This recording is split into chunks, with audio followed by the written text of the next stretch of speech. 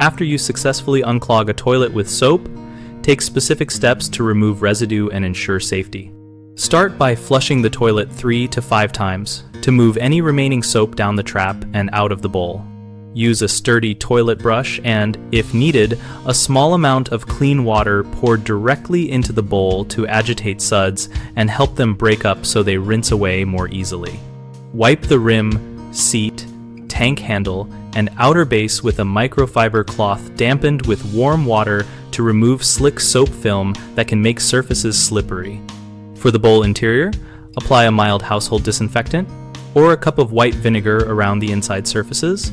Let it sit for 5 minutes, then brush and flush twice to clear both residue and the disinfectant. Dry, visible, wet areas with a clean towel so no slippery spots remain on the floor or seat, and open a window or run the exhaust fan to speed drying and reduce lingering odors. If your plumbing uses a septic system, avoid heavy amounts of bleach. Choose a septic-safe disinfectant or vinegar to protect beneficial bacteria. Common issues after using soap to clear a clog include persistent slickness on the seat and floor, which you fix by wiping and drying all contacted surfaces promptly. Sudden soap suds reappearing in the bowl after a flush can mean some soap remains in the trap, so flush additional times while brushing the bowl to remove the last traces.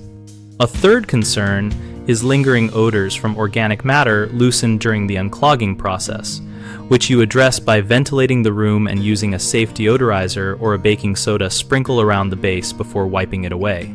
We run bighomeprojects.com to connect homeowners with local contractors and to help contractors find work that matches their skills.